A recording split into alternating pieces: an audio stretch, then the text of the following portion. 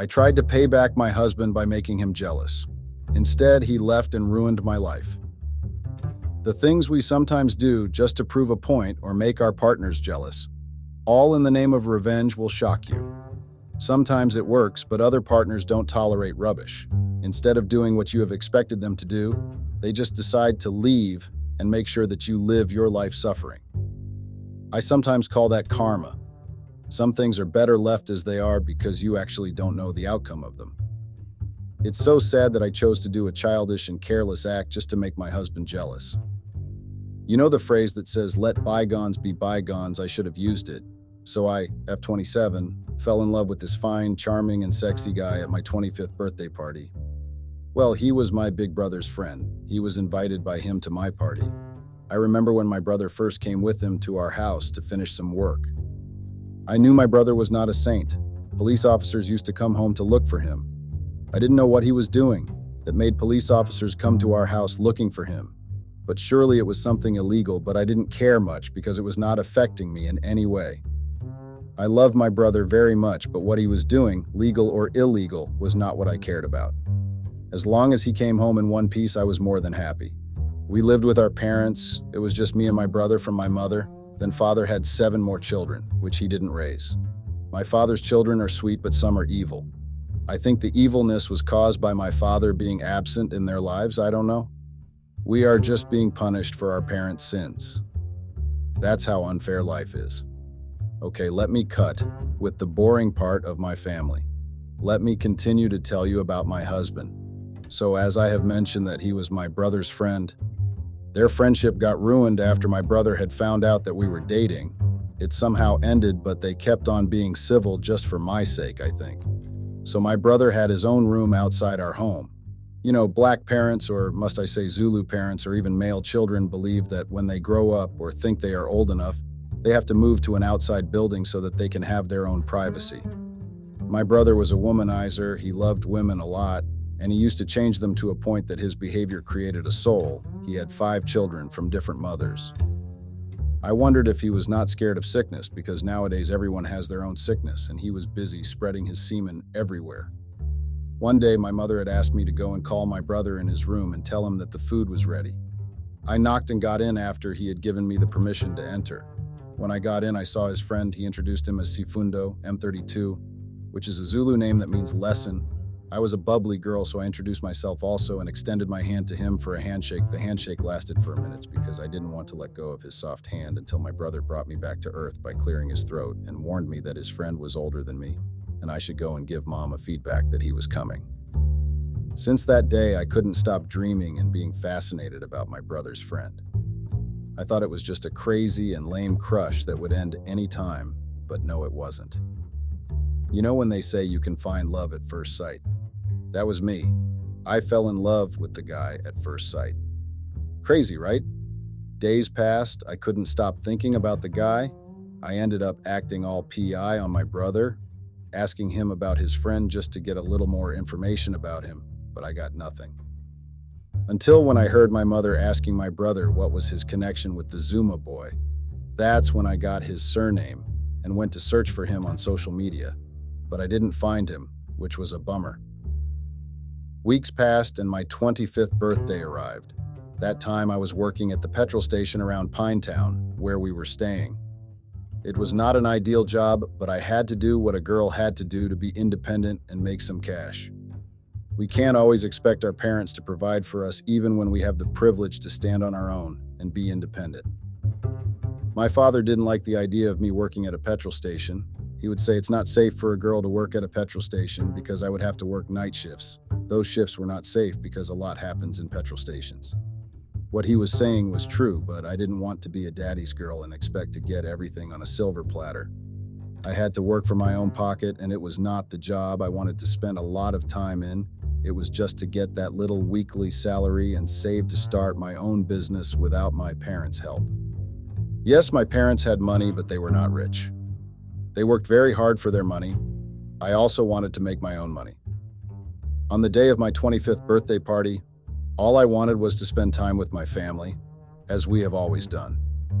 It was either we went out on the weekend away or just went to any restaurant to celebrate and spend time as a family. I didn't know that my brother and my mom had planned a surprise party for me. That day, my brother was the one who suggested that we went out. I thought maybe my parents were going to be busy since my father was a traffic cop officer, so his job was demanding, especially during weekends and holidays. But I was grateful for every minute he spent with me on my birthdays. My mother was a lawyer, so you see how their jobs were demanding and kept them busy most of the time. After my brother and I were done with our outing, we went back home. When we got home, I was surprised by the cars that were in our yard. Our extended family members didn't just visit unless there was a ceremony or my father was hosting something and invited them. I was happy and grateful to my parents. I found out that my brother was the one who came up with the idea of hosting a party for me for a change. I wouldn't trade him for nothing. I loved and still love my brother so much. Sun had set, some relatives were out of it, and some were dancing to the music that was playing. The fine caramel guy came to me and wished me a happy birthday. I was not expecting him to be in my party, but he was my brother's friend, so it shouldn't have been a surprise. He even bought me a birthday gift, imagine. I was charmed by his gentleman's gesture. He asked me on the side, so I obliged and went with him to a quieter place. He started complimenting me and told me that he didn't know I was 25 and I looked young for a 25-year-old, as if he had asked. My heart was doing the dance, because I was with my crush, and he complimented my beauty, not knowing that I had lurked a very dangerous demon in my life. That time, Sifundo was 29, and he was going to turn 30 the following month. He invited me to his birthday bride, but I declined the invitation because I had thought my brother would also be at that party since they were friends. A month passed, he kept coming to our house looking for my brother. Well, that was what he had said, but I knew who he was looking for.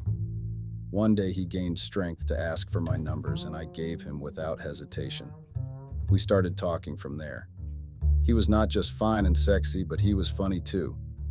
We got close, started going out. Secretly, of course, because I didn't want my brother or my parents to find out that I was spending time with my brother's friend. We were what they call friends with benefits. I would sneak out at home and go to his house to spend the night with him, not knowing that I am putting myself in a deadly trap. But love makes you do unthinkable things, right? I remember the day I had sneaked out at home to go and spend the weekend with Sifundo. And well, it was his birthday weekend, so he had asked me to spend the weekend with him. So I sneaked out at home. The funny thing is that I went out wearing a gown so that if I bump into my mother, since she was not a heavy sleeper and she loved making coffee at night when she is working on a case, I would be able to tell a lie. So I tiptoed till I had reached the door, and I went out not knowing that my mother heard the door closing. That weekend, my father was working night shifts, so I had a chance to go out thinking that my mother was sleeping. Mind you, that evening I had left my bed looking like there was someone sleeping.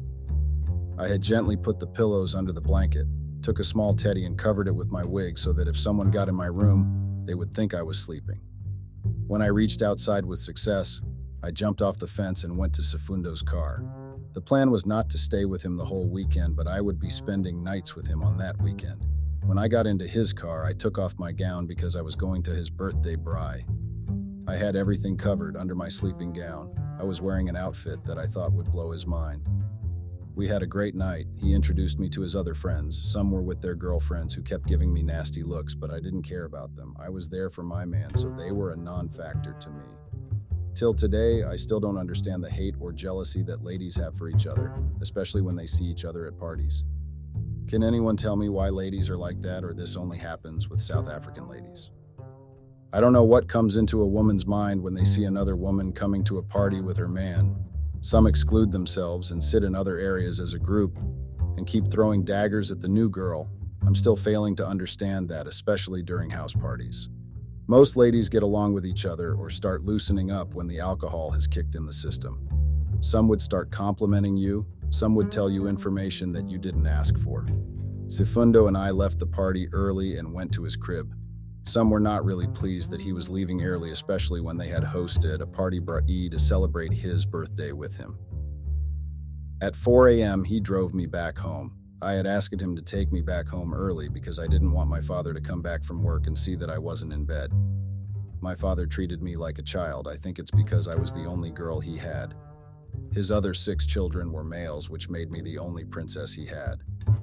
When I got into my room, I couldn't believe what I had found.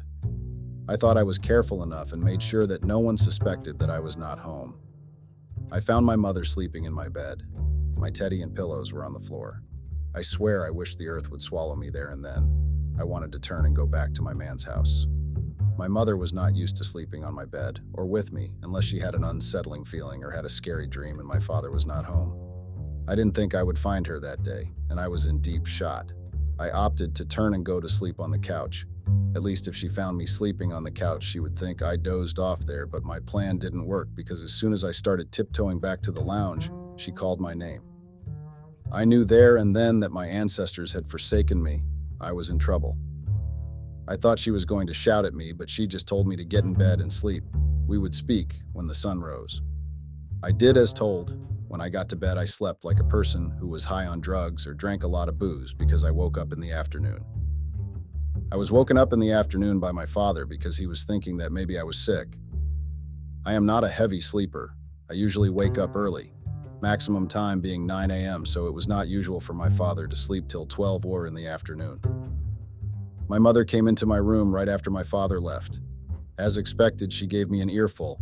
The worst part, she had seen me sneaking out to see the segundo. I then knew that I was in trouble, but I couldn't care less because I loved the guy and I was old enough to make my own decisions. Despite my mother's disapproval, I continued seeing my man. A few months after we had formalized our relationship, he told me that he had told my brother about us. I won't lie. I was angry at him because I was not ready for my brother to know about our relationship, especially since I was dating his friend. And I knew he would also disapprove of the relationship. As much as I loved my man, but he had no right to go and tell my brother, I wanted him to know when I was the one telling him. You know, males tend to think differently, especially when their friends date their baby sisters. Mind you, my brother had given me an earful about Sifundo and asked me not to start any connection with him, even if it would be an innocent friendship. So Sifundo telling my brother about us would have made my brother think I was disrespecting him, and Sifundo would be gloating about our relationship to him. Or maybe he was gloating, but I was so caught up in a love nest to see things from my brother's perspective. Since then, my relationship with my brother changed. He felt like I had disrespected him because I went ahead and got in a relationship with the same man he warned and asked me not to have any relation with. On the other hand, my mother was angry at me for being in a relationship with Sifundo. She even asked me to end the relationship or she would tell my father. I sometimes don't understand African parents. They like choosing who we fall in love with, forgetting that when the heart has decided that it wants or loves this person, no matter how bad she is, you can't go against it. It controls you after all. Even though mine chose my worst nightmare unknowingly. Months passed. I was still head over heels with the man. I was untouchable. I didn't even listen to my family. I was too deep in it. Even when my brother tried talking to me, I decided to just end our relationship because I thought he wanted to control me and my love life. I turned my back on my family for a man, not knowing that I had dug my own grave. I was a fool, right? My father no longer treated me as his princess. He was angry at me and my decisions, even when he and my brother told me the darkest side of Sifundo and his shenanigans. I didn't listen. It was like I was possessed or controlled by him. My mother even suggested that we went to a spiritually gifted person to lift out the spell that he had given me. I was what they called a gone girl. I didn't need anyone's validation or permission to be with my man. I tried asking him about who he really was because we had never gone into a deeper conversation about our lives and future goals. The only answer he gave me was, "You don't want to know the real me, but you will find out when the time is right." I didn't understand why he would say that because he knew everything about my family. But I knew nothing about his family. I had thought he was living in his family's back room, but I found out that he was actually renting the back room. When I asked him about it, he told me to stop worrying about things that do not concern me and continue being a good girlfriend, not his mother or lawyer in a courtroom. I let everything slide and moved on from it and continued doing my girlfriend duties. People kept giving me warnings about how bad and dangerous my man was, but I didn't bother myself to listen to them. I thought people were just jealous of our relationship. A year later, I got pregnant. After we had found out that I was expecting his firstborn child, he decided to go home and show his respect. He paid damages and my dowry bride price. In our culture, it is believed that when a man has entered a father's cradle, started being intimate with the girl, and impregnated the girl, that boy man has to pay the damages for inserting his private part to a girl's private part and planting a seed. I was happy that he was showing respect to my family and taking responsibility for his unborn child. I was finally becoming what I had been fantasizing about when he was still my crush. I had dreamt of him making me his wife, expanding our family, and building our family's empire together. I should have known that whatever I dreamt about was not actually a dream, but a nightmare. My family gave him, or must I say his uncles, a hard time. My father and brother didn't want to accept the money, saying it was blood money. It actually took me to threaten my family to disown them and go live with Sifundo if they do not accept the money. I didn't want to hear anything they were saying about my man. That was the biggest mistake I have ever made. Time passed, and my tummy got heavier. That time he had bought a new house, so I moved in with him because according to him, I was already his wife since he had paid for my bride price. Most of the time I was alone in the house, mind you. I had quitted my job because he told me that he won't be in a relationship with the petrol attendant. My foolishness and blindness resigned at work. I had put all my trust in him. The money I had saved to start my own business, I gave it to him when he told me that his car wash and joint businesses were in jeopardy of being closed down because his liquor license and business permit had expired. So as a good, loving, and supportive wife-fiancé that I was, I withdrew all my savings and gave it to him to save his businesses. He said he would pay it back, but I didn't want him to pay me back because he was my man, and I thought it was my duty as his woman to make sure that my man and household are well taken care of. His businesses continued running, and he started acting weird around me. It was like he was hiding something from me because when I asked if he was okay, he would dismiss me and say it's work issues, I shouldn't worry myself much about it. Whatever it was that he was hiding from me, I also dismissed it for the sake of my unborn child. He started going out a lot. When I raised the issue, he would lie and say the businesses were busy, so he had to assist wherever he could because his staff was short. I thought maybe he was talking about the joint because it was the only business he had that closed at midnight. The car wash was closing at 19 p.m., so I wouldn't be the car wash that had kept him until late. His behavior got worse each and every day. I started questioning myself if he was cheating on me while I was pregnant with his child. The thoughts were running wild to a point that I gathered some courage and confronted him.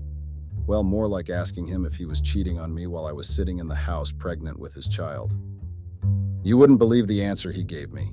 He actually confessed that he was cheating and he had found someone who was more beautiful and respectful than me. I thought he was drunk, but no. Everything he spitted, he meant every word because he was sober as a judge. I thought he was joking, or he would tell me that he was just pulling my leg, but instead he just left the house after he had spit nonsense to me. He came back the following day and acted like everything was fine. He didn't even bother apologizing. The foolish and naive me forgave him even though I didn't get any apology, but I couldn't stay angry at him. I mean, he was my man. I thought maybe he was under work pressure. That's why he said what he had said. I couldn't stay angry at him. I loved him, and I trusted him. I had lost all contact with my family because they didn't approve of my relationship with Sifundo, so for the sake of my newly found family, I cut all ties. My father was so disappointed in me. I know he had big wishes and dreams for his only daughter, but my heart fell for someone who I thought would be my savior, my soulmate. That time I missed my family so much. I had no one to talk to about what I was facing. I was all alone. The guy was controlling, but I didn't see that because I was caught up in the nest of love. I ignored all the signs and red flags that he was showing. I should have acted earlier and left him. I remember this one time when he came back home drunk. He found me on a call with a lady that I was working with at a petrol station. He grabbed my phone and smashed it on the wall. I was confused and scared by his outburst. I couldn't understand why he would snatch my phone and throw it on the wall without saying anything. Do you think I should have left or be patient with him because I loved the man? What do you think I should have done? Things escalated to a point where he slapped me. I couldn't believe it. He had said some horrible things to me, but he had never laid a hand on me. That whole week I was not okay, emotionally, physically, and spiritually. I should have left that day when he slapped me. He accused me of cheating, saying that I had the nerve to talk to another man when I saw him coming in. A week after, I lost our child due to the stress I had. Again, he accused me of being a murderer. He said I had killed his child. Those words destroyed my heart. I have had enough. I was tired of the mistreatment. I believed that my man was bewitched. Maybe he was given a love potion by a woman who wanted to get in between us. I wanted to fight for my man, my marriage. I went to a traditional healer to consult about my issue and find out what was going on, and to find a solution to my household problems. When I arrived at the traditional healer's consultation room, the first thing he told me was, "That man that you are willing to fight for is gone. He is no longer yours, and he will be your downfall." I couldn't sit and listen to the healer anymore because he didn't know what was happening in my heart. He didn't and wouldn't understand how much my heart longed for my husband. I missed him. I missed the old him, so I was not going to just sit back and let another woman take him. Was I a fool by trying to fix my marriage? I had to think of the way to get his attention and make him love me just like always. I thought since I had lost the baby, he would come back to his senses and we would get closer again. I mean, we both lost our unborn, so we had to come back home so that we could heal together. But instead, it was like it drove him away more than before. Did he even love me? A month passed. He was coming home, and I was still doing my wifely duties. The mistreatment had stopped, or must I say, had taken a break, because the only thing he came home for was the food I had cooked for him and sleeping with me. I was more like a booty call and a maid to him. So one weekend, he did something unexpected and shocking. He came home late that night. I had already fallen asleep. I heard noises coming from another room since our house was a 3-room house. I woke up to check where the noise was coming and to find out that the sounds were coming from the guest room. I opened it to check who was in the room. When I got in, I found him making love to some woman. I didn't know what to do. I was shocked, shuddered, and heartbroken, to a point that I hysterically cried. I left the room immediately after he heard that I was in the room. The buster didn't even bother to follow me. I thought about what the traditional healer had told me, but I couldn't leave him without a fight. That was when I thought of revenge. I wanted to make him jealous so maybe he would recognize his mistakes and come back to me.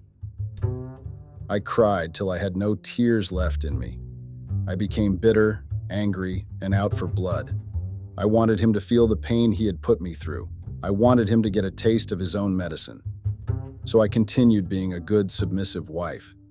I was the biggest fool of them all, but I was a shame in a women's generation. I know that, but what would I have done? What would you do if you were in my shoes? One day I called the girl that I was working with at the petrol station and asked her to meet up with me at McDonald's in town, which she agreed to. We got closer. I told her about my marriage, not about what I was going through, because I didn't fully trust her. I wanted some destruction, and she was a great destruction. Bianca, the girl from my previous work, was a free-spirited and outgoing person, so I was going to use her to get the revenge I needed. We started going out, and she introduced me to a few of her friends. Well, she stayed in a township called Savannah Park, which was far from where my husband and I were staying. We became friends. She would come to my house to fetch me, saying I should release some tension because it didn't look good on me. We started going out a lot. Well, she loved shopping, so whenever she was not working or on her payday, she would ask me to accompany her to Pavilion Mall, which was based in Westville, for shopping. Spending time with her was doing me good. I even forgot about my house problems for a few hours. As Bianca and I went out a lot, my husband once came home and the house was empty.